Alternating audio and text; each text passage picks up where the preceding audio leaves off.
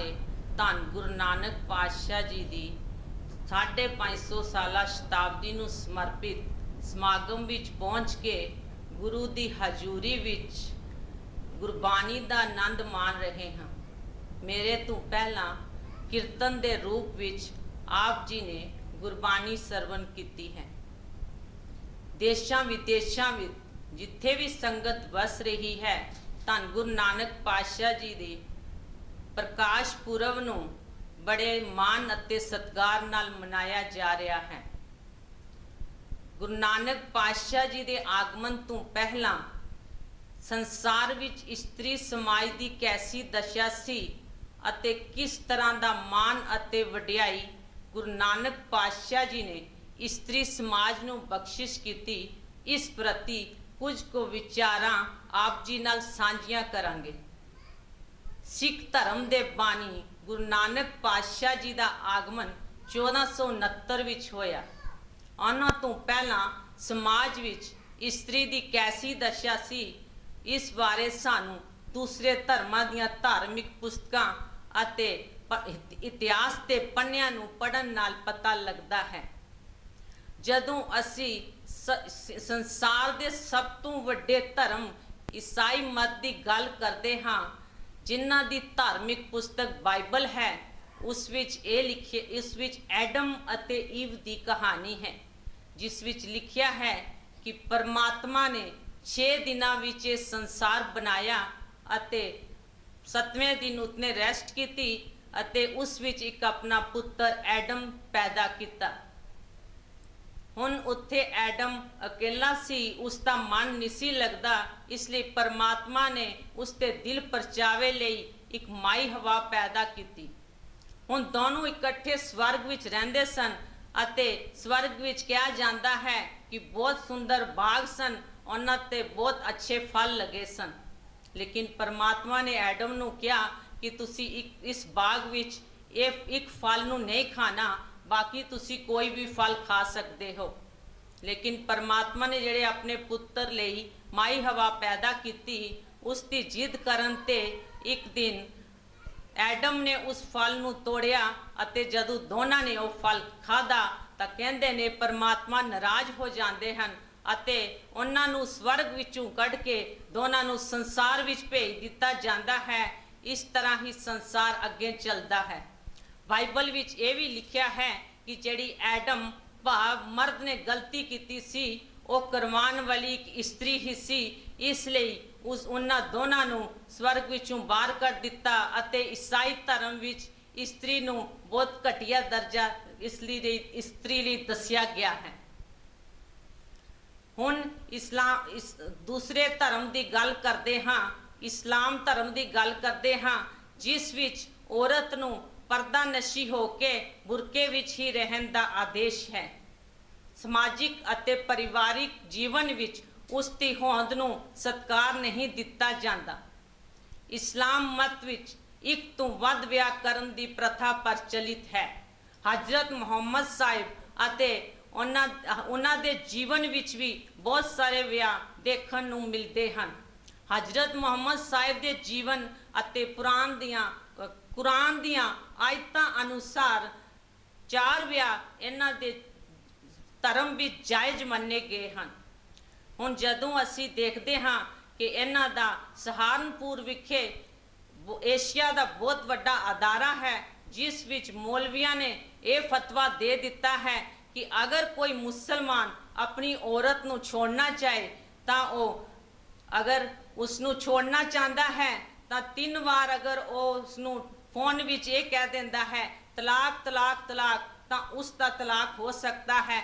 अगर उसकी औरत उसके सामने नहीं होती तो वह फोन विच भी तलाक कह के तलाक दे सकता है। हुण असी देखते हाँ ईद वाले दिन भी बहुत सारे मुस्लिम लखां की तादाद विच मस्जिद विच नमाज अदा करते हैं, लेकिन उन्हां दी कोई बीबी नहीं होती, क्योंकि उन्होंने ये हक नहीं है कि उन्हां दे बराबर बैठ के नमाज अदा कर सकन। सानू परमात्मा की बख्शिश है, गुरु साहबान की बख्शिश है कि असी इकट्ठे संगत विच बैठ सकते हाँ, लेकिन उन्हां दियां बीबियां ऐसा नहीं कर सकदियां। ਉਹਨਾਂ ਦਾ ਜਦੋਂ ਨਿਕਾਹ ਹੁੰਦਾ ਹੈ ਇੱਕ ਹੱਕੇ ਮਾਰ ਅਸ਼ਟਾਮ ਲਿਖਵਾਇਆ ਜਾਂਦਾ ਹੈ, ਜਿਸ ਵਿੱਚ ਰਕਮ ਲਿਖੀ ਹੁੰਦੀ ਹੈ। ਅਗਰ ਕੋਈ ਬੀਬੀ, ਅਗਰ ਕੋਈ ਮਰਦ ਔਰਤ ਨੂੰ ਛੋੜਨਾ ਚਾਹੇ ਤਾਂ ਉਹ ਉਸ ਰਕਮ ਉਸ ਨੂੰ ਅਦਾ ਕਰਨੀ ਪੈਂਦੀ ਹੈ, ਤਾਂ ਹੀ ਉਹ ਉਸ ਨੂੰ ਛੋੜ ਸਕਦਾ ਹੈ। ਹੁਣ ਅਸੀਂ ਤੀਜੇ ਨੰਬਰ ਦੇ ਧਰਮ ਬੁੱਧ ਮਤ ਦੀ ਗੱਲ ਕਰਦੇ ਹਾਂ। ਉਸ ਵਿੱਚ ਵੀ ਗੌਤਮ ਬੁੱਧ ਨੇ ਆਪਣੇ ਪਰਿਵਾਰ ਨੂੰ ਤਿਆਗਿਆ ਸੀ ਅਤੇ ਜਦੋਂ ਉਹ ਥੋੜੀ ਦੇਰ ਬਾਅਦ ਵਾਪਸ ਘਰ ਲੌਟਦਾ ਹੈ, ਆਪਣੀ ਔਰਤ ਅਤੇ ਬੱਚੇ ਨੂੰ ਦੇਖਦਾ ਹੈ ਤਾਂ ਉਸ ਦਾ ਮਨ ਵਾਪਸ ਜਾਣ ਨੂੰ ਨਹੀਂ ਕਰਦਾ, ਲੇਕਿਨ ਉਹ ਸੋਚਦਾ ਹੈ ਅਗਰ ਮੈਂ ਵਾਪਸ ਨਾ ਗਿਆ ਤਾਂ ਮੈਂ ਧਰਮ ਦਾ ਕੰਮ ਨਹੀਂ ਕਰ ਪਾਵਾਂਗਾ। ਇਸ ਲਈ ਉਹ ਆਪਣੇ ਭਿਕਸ਼ੂਆਂ ਨੂੰ ਵੀ ਇਹੀ ਸਿੱਖਿਆ ਦਿੰਦਾ ਹੈ ਕਿ ਅਗਰ ਤੁਸੀਂ ਆਪਣੀ ਫੈਮਿਲੀ ਵਿੱਚ ਅਟੈਚਮੈਂਟ ਰੱਖੋਗੇ ਤਾਂ ਤੁਸੀਂ ਇਸ ਧਰਮ ਵਿੱਚ ਸ਼ਾਮਲ ਨਹੀਂ ਹੋ ਸਕੋਗੇ। ਹੁਣ ਬਹੁਤ ਸਾਰੇ ਬੌਧ ਧਰਮ ਨੂੰ ਮੰਨਣ ਵਾਲੇ ਹਨ ਜਿਹੜੇ ਉਹ ਅੱਜ ਵੀ ਆਪਣੇ ਪਰਿਵਾਰਾਂ ਵਿੱਚ ਰਹਿ ਰਹੇ ਹਨ, ਲੇਕਿਨ ਉਹਨਾਂ ਦੇ ਜਿਹੜੇ ਆਗੂ ਅਤੇ ਪ੍ਰਚਾਰਕ ਹਨ ਉਹ ਹੁਣ ਵੀ ਆਪਣਾ ਵਿਆਹ ਨਹੀਂ ਕਰਵਾਉਂਦੇ। ਜੈਨ ਧਰਮ ਵਿੱਚ ਵੀ ਔਰਤ ਦਾ ਪੂਰਨ ਤਿਆਗ ਕਰਨ ਲਈ ਕਿਹਾ ਗਿਆ ਹੈ। ਹੁਣ ਜਦੋਂ ਅਸੀਂ ਹਿੰਦੂ ਮਤ ਦੀ ਗੱਲ ਕਰਦੇ ਹਾਂ, ਉੱਥੇ ਵੀ ਮਨੂ ਨੇ 4 ਆਸ਼ਰਮ ਬਣਾਏ ਹਨ ਅਤੇ ਆਪਣੇ ਜ਼ਿੰਦਗੀ ਨੂੰ 4 ਹਿੱਸਿਆਂ ਵਿੱਚ ਵੰਡ ਕੇ ਇਹ ਲਾਜ਼ਮੀ ਕਰ ਦਿੱਤਾ ਕਿ ਇਹਨਾਂ ਆਸ਼ਰਮਾਂ ਵਿੱਚ ਰਹਿਣਾ ਕਿਉਂ ਜ਼ਰੂਰੀ ਹੈ। ਇਹਨਾਂ ਦੀ ਵਿਚਾਰਧਾਰਾ ਅਨੁਸਾਰ ਗ੍ਰਸਥ ਵਿੱਚ ਰਹਿਣ ਨਾਲ ਮਾਇਆ ਚੰਬੜਦੀ ਹੈ ਅਤੇ ਮਾਇਆ ਨੂੰ ਲਾਉਣ ਲਈ ਬਾਨਪ੍ਰਸਥ ਅਤੇ ਸੰਨਿਆਸ ਧਾਰਨ ਕਰਨਾ ਜ਼ਰੂਰੀ ਹੈ। ਇਹਨਾਂ ਦੀਆਂ ਔਰਤਾਂ ਨੂੰ ਕਦੇ ਵੀ ਦਾਨ ਵਿੱਚ ਦਿੱਤਾ ਜਾ ਸਕਦਾ ਹੈ। ਗੁਰਬਾਣੀ ਦੇ ਫਰਮਾਨ ਹਨ, ਕਨਕ ਕਾਮਨੀ ਹੈਵਰ ਗੈਵਰ ਉਹ ਵੀ ਦਾਨ ਦਾਤਾਰ। ਇਹਨਾਂ ਦੀਆਂ ਔਰਤਾਂ ਜਨੇਊ ਨਹੀਂ ਪਾ ਸਕਦੀਆਂ। ਇਹਨਾਂ ਨੂੰ ਦੇਵਦਾਸੀਆਂ ਬਣਾ ਕੇ ਮੰਦਰਾਂ ਵਿੱਚ ਬੰਦ ਕੀਤਾ ਜਾਂਦਾ ਸੀ ਅਤੇ ਉੱਥੇ ਪੁਜਾਰੀਆਂ ਅਤੇ ਬ੍ਰਾਹਮਣਾਂ ਦੇ ਹਵਸ ਦਾ ਸ਼ਿਕਾਰ ਹੁੰਦੀਆਂ ਸਨ। ਇਹਨਾਂ ਦੀਆਂ ਔਰਤਾਂ ਨੂੰ ਜੂਏ ਵਿੱਚ ਵੀ ਹਾਰ ਦਿੱਤਾ ਜਾਂਦਾ ਸੀ ਅਤੇ ਇਹਨਾਂ ਨੂੰ ਪਤੀ ਦੇ ਮਰਨ ਤੋਂ ਬਾਅਦ ਨਾਲ ਹੀ ਸਤੀ ਕਰ ਦਿੱਤਾ ਜਾਂਦਾ ਸੀ। ਅੱਜ ਵੀ ਰਾਜਸਥਾਨ ਵਿੱਚ ਇੱਕ ਸਤੀਆਂ ਦਾ ਮੰਦਿਰ ਹੈ, ਜਿੱਥੇ ਕਿ ਰੋਜ਼ ਦਿਨ ਪਰ ਹਰ ਪ੍ਰਤੀਦਿਨ ਕੋਈ ਨਾ ਕੋਈ ਘਟਨਾ ਵਾਪਰੀ ਰਹਿੰਦੀ ਹੈ। ਇਹਨਾਂ ਦੇ ਆਗੂ ਜਿਹੜੇ ਕਹਿੰਦੇ ਨੇ ਕਿ ਅਸੀਂ ਇਹਨਾਂ ਨੂੰ ਬਰਾਬਰ ਦਾ ਦਰਜਾ ਦਿੱਤਾ ਹੈ, ਲੇਕਿਨ ਅੱਜ ਤੱਕ ਉਸ ਮੰਦਿਰ ਨੂੰ ਕੋਈ ਨਹੀਂ ਢਹਿ ਪਾਇਆ। ਬਹੁਤ ਸਾਰੇ ਇਹਨਾਂ ਦੇ ਹੋਰ ਵੀ ਮੰਦਿਰ ਨੇ ਜਿੱਥੇ ਔਰਤਾਂ ਨੂੰ ਮੰਦਿਰ ਦੇ ਅੰਦਰ ਨਹੀਂ ਜਾਣ ਦਿੱਤਾ ਜਾਂਦਾ। ਪਿਛਲੇ ਦਿਨ ਕੇਰਲਾ ਵਿੱਚ ਇੱਕ ਮੰਦਿਰ ਵਿੱਚ ਔਰਤ ਚੋਰੀ ਛੁਪੀ ਚਲੇ ਜਾਂਦੀ ਹੈ ਤਾਂ ਉਸ ਮੰਦਿਰ ਨੂੰ ਦੁੱਧ ਅਤੇ ਲੱਸੀ ਨਾਲ ਧੋਤਾ ਜਾਂਦਾ ਹੈ। ਇਹਨਾਂ ਦੇ ਸਭ ਤੋਂ ਵੱਡੇ ਪ੍ਰਚਾਰਕ ਗੋਸਵਾਮੀ ਤੁਲਸੀਦਾਸ ਜੀ ਇਹਨਾਂ ਨੂੰ ਪਸ਼ੂਆਂ ਦਾ ਦਰਜਾ ਦਿੰਦੇ ਹਨ ਅਤੇ ਕਹਿੰਦੇ ਹਨ ਜਿਵੇਂ ਕਿ ਢੋਲ ਨੂੰ ਡੰਡੇ ਨਾਲ ਵਜਾਇਆ ਜਾਂਦਾ ਹੈ, ਪਸ਼ੂ ਕੋਲੋਂ ਮਾਰ ਕੇ ਕੰਮ ਲਿਆ ਜਾਂਦਾ ਹੈ, ਇਸ ਤਰ੍ਹਾਂ ਔਰਤ ਨਾਲ ਵੀ ਵਰਤਾਓ ਕਰਨ ਵਿੱਚ ਕੋਈ ਪਾਪ ਨਹੀਂ ਹੈ। ਢੋਲ ਗਵਾਰ शूदर पशु और नारी ये सब ताड़न के अधिकारी। गुरु नानक पातशाह जी ਜਦੋਂ ਸੰਸਾਰ ਵਿੱਚ ਆਏ ਤਾਂ ਉਹਨਾਂ ਨੇ ਔਰਤ ਦੀ ਇਸ ਤਰਸਯੋਗ ਹਾਲਤ ਨੂੰ ਦੇਖਿਆ ਅਤੇ ਉਹਨਾਂ ਨੇ ਕਿਹਾ ਕਿ ਸਮਾਜ ਵਿੱਚ ਇੱਕ ਜ਼ਰੂਰੀ ਵਰਗ ਨੂੰ ਨਕਾਰਿਆ ਜਾ ਰਿਹਾ ਹੈ। ਜਿਵੇਂ ਇੱਕ ਸਮਾਜ ਦੀ ਸਿਰਜਣਾ ਕਰਨੀ ਹੋਏ ਤਾਂ ਉਸ ਵਿੱਚ ਮਰਦ ਅਤੇ ਔਰਤ ਦੋਨਾਂ ਦਾ ਯੋਗਦਾਨ ਹੁੰਦਾ ਹੈ। ਇਕੱਲਾ ਮਰਦ ਸਮਾਜ ਦੀ ਸਿਰਜਣਾ ਨਹੀਂ ਕਰ ਸਕਦਾ ਅਤੇ ਨਾ ਹੀ ਇਕੱਲੀ ਔਰਤ ਸਮਾਜ ਦੀ ਸਿਰਜਣਾ ਕਰ ਸਕਦੀ ਹੈ। ਦੋਨਾਂ ਦਾ ਬਰਾਬਰ ਦਾ ਯੋਗਦਾਨ ਹੈ। ਹਾਂ, ਅਗਰ ਇਹ ਕਹਿ ਦਿੱਤਾ ਜਾਏ ਕਿ ਔਰਤ ਦਾ ਕਿਤੇ ਮਰਦ ਤੋਂ ਵੱਧ ਯੋਗਦਾਨ ਹੈ ਤਾਂ ਇਹ ਕੋਈ ਅਤਕਥਨੀ ਗੱਲ ਨਹੀਂ ਹੈ, ਕਿਉਂਕਿ ਇੱਕ ਔਰਤ ਹੀ ਹੈ ਜਿਹੜੀ ਘਰ-ਬਾਰ ਸਮਾਜ ਨੂੰ ਚਲਾਉਂਦੀ ਹੈ। ਇੱਕ ਲੜਕੀ ਜਦੋਂ ਆਪਣੇ ਮਾਇਕੇ ਪਰਿਵਾਰ ਵਿੱਚ ਹੁੰਦੀ ਹੈ ਉੱਥੇ ਉਹ ਆਪਣੇ ਮਾਂ-ਬਾਪ ਦੀ ਸੇਵਾ ਕਰਦੀ ਹੈ, ਮਾਂ-ਬਾਪ ਦੀ ਦੇਖਭਾਲ ਕਰਦੀ ਹੈ ਅਤੇ ਆਪਣੇ ਛੋਟੇ ਭੈਣ ਭਰਾਵਾਂ ਦੀ ਦੇਖਭਾਲ ਕਰਦੀ ਹੈ। ਜਦੋਂ ਉਹ ਸਹੁਰੇ ਪਰਿਵਾਰ ਵਿੱਚ ਚਲੇ ਜਾਂਦੀ ਹੈ ਉੱਥੇ ਵੀ ਉਹ ਆਪਣੇ ਆਪ ਨੂੰ ਐਡਜਸਟ ਕਰਦੀ ਹੈ ਅਤੇ ਆਪਣੇ ਸਹੁਰੇ ਪਰਿਵਾਰ ਨੂੰ ਦੇਖਦੀ ਹੈ, ਆਪਣੇ ਪਤੀ ਦੀ ਸੇਵਾ ਕਰਦੀ ਹੈ, ਆਪਣੇ ਬੱਚਿਆਂ ਦੀ ਦੇਖਭਾਲ ਕਰਦੀ ਹੈ, ਆਪਣੇ ਘਰ ਨੂੰ ਸਜਾਉਂਦੀ ਸਵਾਰਦੀ ਹੈ। ਹੁਣ ਜਦੋਂ ਅਸੀਂ ਗੱਲ ਕਰਦੇ ਹਾਂ ਕਿ ਇਹਨਾਂ ਔਰਤਾਂ ਨੂੰ ਇਹ ਕਿਹਾ ਜਾਂਦਾ ਸੀ ਕਿ ਦੂਸਰੇ ਧਰਮ ਸਥਾਨਾਂ ਵਿੱਚ ਇਹਨਾਂ ਨੂੰ ਨਹੀਂ ਸੀ ਜਾਣ ਦਿੱਤਾ ਜਾਂਦਾ, ਜਦੋਂ ਕਿ ਗੁਰੂ ਸਾਹਿਬ ਨੇ, ਗੁਰੂ ਨਾਨਕ ਪਾਤਸ਼ਾਹ ਜੀ ਨੇ ਸੰਗਤਾਂ ਕਾਇਮ ਕੀਤੀਆਂ ਤਾਂ ਇਹਨਾਂ ਨੂੰ ਆਪਣੀਆਂ ਸਿੱਖ ਬੀਬੀਆਂ ਨੂੰ ਬਰਾਬਰ ਦਾ ਮਰਦ ਦੇ ਨਾਲ ਬੈਠਣ ਦਾ ਹੱਕ ਦਿੱਤਾ ਅਤੇ ਇਹ ਕਿਹਾ ਕਿ ਮਰਦ ਅਤੇ ਇਸਤਰੀ ਨਾਲ ਸੰਗਤ ਬਣਦੀ ਹੈ ਅਤੇ ਜਦੋਂ ਗੁਰੂ ਪਾਸ ਬੈਠ ਜਾਂਦਾ ਹੈ ਤਾਂ ਸਤ ਸੰਗਤ ਬਣ ਜਾਂਦੀ ਹੈ। ਗੁਰੂ ਨਾਨਕ ਪਾਤਸ਼ਾਹ ਜੀ ਨੇ ਜਦੋਂ ਔਰਤ ਦੀ ਇਸ ਹਾਲਤ ਨੂੰ ਦੇਖਿਆ ਤਾਂ ਉਹਨਾਂ ਨੇ ਔਰਤ ਦੇ ਹੱਕ ਵਿੱਚ ਇਹ ਨਾਰਾ ਲਗਾਇਆ ਅਤੇ ਕਿਹਾ, ਭੰਡ ਜੰਮੀਐ ਭੰਡ ਨਿਮੀਐ, ਭੰਡ ਮੰਗਣ ਵਿਆਹੋ ਵਿਆਹ, ਭੰਡੋ ਹੋਵੇ ਦੋਸਤੀ, ਭੰਡੋ ਚੱਲੇ ਰਾਹ, ਭੰਡ ਮੂਆ ਭੰਡ ਭਾਲੀਐ, ਭੰਡ ਹੋਵੇ ਬੰਦਾਨ, ਸੋ ਕਿਉ ਮੰਦਾ ਆਖੀਐ ਜਿਤ ਜੰਮੈ ਰਾਜਾਨ, ਭੰਡੋ ਹੀ ਭੰਡ ਉਪਜੈ, ਭੰਡੈ ਬਾਜ ਨਾ ਕੋਏ, ਨਾਨਕ ਭੰਡੈ ਬਾਹਰਾ ਏਕੋ ਸੱਚਾ ਸੋਏ। ਗੁਰੂ ਪਾਤਸ਼ਾਹ ਜੀ ਨੇ ਕਿਹਾ, ਜਿਹੜੀ ਇਸਤਰੀ ਜੀਵਨ ਦਿੰਦੀ ਹੈ, ਜਿਸ ਨਾਲ ਵਿਆਹ ਕਰਾਇਆ ਜਾਂਦਾ ਹੈ, ਜਿਹੜੀ ਰਿਸ਼ਤੇਦਾਰੀ ਸਾਕ ਸੰਬੰਧੀ ਆਦਿ ਨੂੰ ਚਲਾਉਂਦੀ ਹੈ, ਜਿਸ ਨੇ ਬੜੇ ਬੜੇ ਰਾਜਿਆਂ ਮਹਾਰਾਜਿਆਂ ਨੂੰ ਜਨਮ ਦਿੱਤਾ ਹੈ, ਅਗਰ ਕਿਸੇ ਮਰਦ ਦੀ ਔਰਤ ਮਰ ਜਾਂਦੀ ਹੈ ਤਾਂ ਉਸ ਨੂੰ ਦੂਸਰੀ ਔਰਤ ਦੀ ਉਹ ਭਾਲ ਕਰਦਾ ਹੈ, ਜਿਹੜੀ ਸਾਨੂੰ ਜੀਵਨ ਦਿੰਦੀ ਹੈ। ਭਾਵੇਂ ਜੀਵਨ ਦੇਣ ਵਾਲਾ ਪਰਮਾਤਮਾ ਹੈ, ਲੇਕਿਨ ਉਸਨੇ ਔਰਤ ਨੂੰ ਇੱਕ ਜੀਵਨ ਦੇਣ ਦਾ ਸਾਧਨ ਬਣਾਇਆ ਹੈ, ਫਿਰ ਉਸ ਨੂੰ ਅਸੀਂ ਮੰਦਾ ਕਿਵੇਂ ਕਹਿ ਸਕਦੇ ਹਾਂ।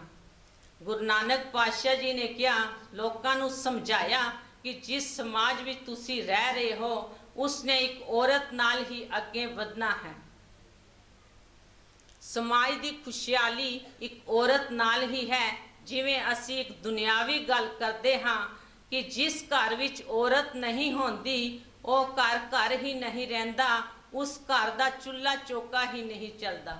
ਲੇਕਿਨ ਦੂਸਰੇ ਧਰਮਾਂ ਦੇ ਲੋਕ ਔਰਤ ਨੂੰ ਨਿੰਦਦੇ ਸਨ, ਇਹ ਕਹਿੰਦੇ ਸਨ ਕਿ ਇੱਕ ਵੰਸ਼ ਜਿਹੜਾ ਹੈ ਉਹ ਇੱਕ ਮਰਦ ਨਾਲ ਚੱਲਦਾ ਹੈ, ਔਰਤ ਨਾਲ ਨਹੀਂ। ਗੁਰੂ ਨਾਨਕ ਪਾਤਸ਼ਾਹ ਜੀ ਨੇ ਕਿਹਾ, ਵੰਸ਼ ਮਰਦ ਅਤੇ ਔਰਤ ਦੋਨਾਂ ਨਾਲ ਚੱਲਦਾ ਹੈ। ਨਾ ਹੀ ਇਕੱਲਾ ਮਰਦ ਬੱਚਾ ਪੈਦਾ ਕਰ ਸਕਦਾ ਹੈ ਅਤੇ ਨਾ ਹੀ ਇਕੱਲੀ ਔਰਤ ਬੱਚਾ ਪੈਦਾ ਕਰ ਸਕਦੀ ਹੈ, ਦੋਨਾਂ ਦਾ ਬਰਾਬਰ ਦਾ ਯੋਗਦਾਨ ਹੈ। ਕਬੀਰ ਦਾਸ ਜੀ ਕਹਿੰਦੇ ਨੇ, ਨਾਰੀ ਤੇਜੋ ਪੁਰਖ ਕਰਾਵੇ, ਪੁਰਖਨ ਤੇਜੋ ਨਾਰੀ। ਨਾਰੀ ਤੋਂ ਪੁਰਖ ਪੈਦਾ ਹੁੰਦਾ ਹੈ ਅਤੇ ਪੁਰਖ ਤੋਂ ਨਾਰੀ ਪੈਦਾ ਹੁੰਦੀ ਹੈ। ਗੁਰੂ ਅਮਰਦਾਸ ਜੀ ਨੇ ਔਰਤ ਦੀ ਮਹੱਤਤਾ ਨੂੰ ਦਰਸਾਉਂਦੇ ਹੋਏ ਕਿਹਾ ਕਿ ਅਸੀਂ ਇਸ ਸੰਸਾਰ ਵਿੱਚ ਸਾਰੀਆਂ ਜੀਵ ਇਸਤਰੀਆਂ ਹਾਂ ਅਤੇ ਸਾਡਾ ਪ੍ਰਭੂ ਮਾਲਕ ਇੱਕ ਹੈ। ਇਸ ਜਗ में पुरख एक है, और सगली नार सबाई। ਹੁਣ ਗੁਰੂ ਪਾਤਸ਼ਾਹ ਜੀ ਨੇ ਦੇਖਿਆ ਕਿ ਦੂਸਰੇ ਧਰਮਾਂ ਵਿੱਚ ਔਰਤ ਨੂੰ ਇਸ ਕਦਰ ਗੁਲਾਮ ਸਮਝਿਆ ਜਾਂਦਾ ਸੀ। ਇੱਥੋਂ ਹੀ ਦਹੇਜ ਦੀ ਪ੍ਰਥਾ ਵੀ ਸ਼ੁਰੂ ਹੋਈ, ਇੱਥੋਂ ਦਾਜ ਦੇਣਾ ਸ਼ੁਰੂ ਹੋਇਆ। ਲੜਕੀ ਨੂੰ ਲੜਕੇ ਦੇ ਬਰਾਬਰ ਕਰਨ ਲਈ ਉਸ ਨੂੰ ਦਾਜ ਦਿੱਤਾ ਜਾਂਦਾ ਸੀ, ਕਿਉਂਕਿ ਲੜਕੀ ਨੂੰ ਕਿਤੇ ਲੜਕੇ ਤੋਂ ਬਹੁਤ ਨੀਵਾਂ ਸਮਝਿਆ ਜਾਂਦਾ ਸੀ। ਲੜਕੀ ਭਾਵੇਂ ਕਿਤਨੀ ਵੀ ਪੜ੍ਹੀ ਲਿਖੀ ਕਿਉਂ ਨਾ ਹੋਏ, ਉਸ ਨੂੰ ਲੜਕੇ ਦੇ ਬਰਾਬਰ ਨਹੀਂ ਸੀ ਸਮਝਿਆ ਜਾਂਦਾ। ਇੱਥੋਂ ਹੀ ਭਰੂਣ ਹੱਤਿਆ ਦਾ ਵੀ ਕੰਮ ਸ਼ੁਰੂ ਹੋਇਆ। ਜਿਨ੍ਹਾਂ ਘਰਾਂ ਵਿੱਚ 3-4 ਲੜਕੀਆਂ ਸਨ ਅਤੇ ਉਹ ਗਰੀਬ ਪਰਿਵਾਰ ਸਨ, ਉਹ ਦਾਜ ਨਹੀਂ ਸੀ ਦੇ ਸਕਦੇ, ਇੱਥੋਂ ਹੀ ਉਹਨਾਂ ਦੇ ਘਰਾਂ ਤੋਂ ਹੀ ਇਹ ਬੁਰਾਈ ਸ਼ੁਰੂ ਹੋਈ, ਕਿਉਂਕਿ ਲੜਕੀ ਨੂੰ ਬੋਝ ਸਮਝਿਆ ਜਾਣ ਲੱਗਾ ਅਤੇ ਉਸ ਨੂੰ ਲੜਕੇ ਦੇ ਬਰਾਬਰ ਨਹੀਂ ਸਮਝਿਆ ਜਾਂਦਾ ਸੀ। ਇੱਥੋਂ ਹੀ ਭਰੂਣ ਹੱਤਿਆ ਦਾ ਕੰਮ ਸ਼ੁਰੂ ਹੋਇਆ ਔਰ ਉਸ ਨੂੰ ਟੈਸਟ ਕਰਵਾ ਕੇ ਗਰਭ ਵਿੱਚ ਹੀ ਮਾਰ ਦਿੱਤਾ ਜਾਂਦਾ ਸੀ। ਗੁਰੂ ਪਾਤਸ਼ਾਹ ਜੀ ਨੇ ਦਾਜ ਭਰੂਣ ਹੱਤਿਆ ਦੀ ਜੜ ਦਾਜ ਨੂੰ ਜੜੋਂ ਖਤਮ ਕਰ ਦਿੱਤਾ, ਮੁੱਢੋਂ ਖਤਮ ਕੀਤਾ ਅਤੇ ਇਹ ਕਿਹਾ ਕਿ ਗੁਰਮਤ ਵਿੱਚ ਦਾਜ ਲੈਣ ਦੇਣ ਦਾ ਕੋਈ ਸਿਧਾਂਤ ਹੀ ਨਹੀਂ ਹੈ। ਗੁਰੂ ਅਮਰਦਾਸ ਪਾਤਸ਼ਾਹ ਜੀ ਨੇ ਆਪਣੇ ਜੀਵਨ ਕਾਲ ਵਿੱਚ 4-5 ਵਿਆਹ ਕਰਵਾਏ, ਲੇਕਿਨ ਉਸ ਵਿੱਚ ਕੋਈ ਦਾਜ ਨਹੀਂ ਦਿੱਤਾ ਲਿਆ ਗਿਆ। ਗੁਰੂ ਰਾਮਦਾਸ ਪਾਤਸ਼ਾਹ ਜੀ ਨੇ ਗੁਰਬਾਣੀ ਵਿੱਚ ਦਾਜ ਦੇ ਪ੍ਰਤੀ ਸ਼ਬਦ ਉਚਾਰਨ ਕੀਤਾ ਅਤੇ ਇਹ ਸਮਝਾਇਆ ਕਿ ਦਾਜ ਕਿਸ ਤਰ੍ਹਾਂ ਦਾ ਹੋਣਾ ਚਾਹੀਦਾ ਹੈ। ਗੁਰੂ ਪਾਤਸ਼ਾਹ ਜੀ ਨੇ ਕਿਹਾ, ਦਾਜ ਕਿਸ ਤਰ੍ਹਾਂ ਦਾ ਹੋਣਾ ਚਾਹੀਦਾ ਹੈ। ਹਰ ਪ੍ਰਭ ਮੇਰੇ ਬਾਬਲਾ, ਹਰ ਦੇਵੋ ਦਾਨ में दाजो, हर कपड़ो हर शोभा देवो, जित सवरै मेरा काजो। ਦਾਨ ਹੋਣਾ ਚਾਹੀਦਾ ਹੈ ਗੁਨਾਹ ਦਾ, ਪ੍ਰਭੂ ਦੀ ਸਿਫਤ ਸਲਾਹ ਦਾ, प्रभु दी भगती दा ये ऐसा दाज है जेड़ा दुनियावी दाज दी बराबरी नहीं कर सकता। जिस कोल ये दाज होंदा है वो संसार भी शोभा पाउंदा है, लेकिन ये दाज लड़की अते लड़का दोनों कोल होना चाहिए है, क्योंकि दोनों च बराबरता है। ना लड़का वड्डा है ते ना ही लड़की छोटी है। जिन्हां कोल प्रभु दी भगती दे गुनाह दा दाज होएगा उससे नाल घर चल सकता है, दुनियावी दाज नाल घर नहीं चल सकता। गुरु भाई गुरदास साहब जी ने इत्थे तक कह दिता कि सकल धर्म में गृहस्थ प्रधान। गृहस्थ बंदा किस नाल है? औरत अते मर्द दोनों नाल। दोनों विचों एक भी ना होए तां एक गृहस्थ बन ही नहीं सकता। जदों हुण असी कुछ सिख बीबियां दा योगदान, जिन्हां ने सिख धर्म विच अपना बहुत बड़ा योगदान दिता है, उन्हां दी गल करदे हां। सब तो पहला गुरु नानक साहब दे परिवार दी अते सिख इतिहास दी सब तो पहली बीबी बेबे नानकी जी, जो कि गुरु साहिब दी दुनियावी रिश्ते विच भैन लगदे सन अते उन्हां तो 5 साल आयु विच बड़े सन। और वो ऐसी शख्सियत सन कि उन्होंने गुरु नानक पातशाह जी नूं एक महान गैबर की तरह, महान दुनियावी गैबर की तरह उन्हां दी पहचान की अते उन्हां नूं भरा वजों ही नहीं देखिया, बल्कि उन्हां नूं गुरु समझिया, गुरु दे तरह उन्हां दा सत्कार भी किया। भावें गुरु नानक पातशाह जी दे पिता जी उन्हां नूं निरंकारी जोत विच ना पहचान पाए, लेकिन उन्हां बेबे नानकी जी ने अपने भरा नूं निरंकारी जोत विच भी उन्हां दी पहचान की। गुरु नानक पातशाह जी दी सिक्खी नूं धारन वाली सब तो पहली बीबी बेबे नानकी जी सन। हुण जदों असी माता खीवी जी दी गल करदे हां, जेड़े कि गुरु अंगद पातशाह जी दे महल सन, उन्हां ने गुरु अंगद पातशाह जी नाल सारी उम्र मोढे नाल मोढा जोड़ के सिख जगत की सेवा की अते कदी ये मान ना किया कि वह गुरु साहब दे महल हैं, जिथे गुरु अंगद पातशाह जी संगतां नूं गुरबाणी दे शब्द दा गुरबाणी दे शब्द दा लंगर देंदे सन। उत्थे माता खीवी जी भी संगत विच खुद अपने हत्थी संगतां लई लंगर बनाउंदे पकाउंदे सन अते पंगत विच आप अपनी हत्थी मिठी घ्यो की खीर भी वरताउंदे सन। ये सी माता खीवी जी का किरदार।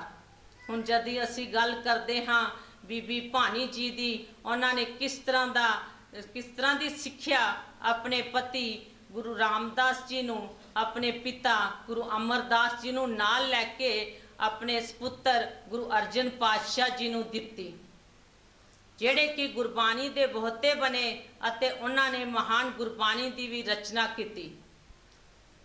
उन्हां दी इस देन नूं असी अखों परोखे नहीं कर सकते। और सिख धर्म दे सिख इतिहास के सब तो पहले महान शहीद गुरु होए। हुण असी गल करते हाँ माता गंगा जी की, जो कि गुरु अर्जन पातशाह जी दे महल सन अते जदों गुरु अर्जन पातशाह जी की शहादत होंदी है उन्हां दी आयु 43 साल दी सी अते गुरु हरगोबिंद पातशाह जी की आयु 11 साल दी सी। किस तरह की उन्होंने उस भयानक समय अंदर उन्होंने गुरु साहब की योग अगवाई की अते उन्हां दा साथ दिता।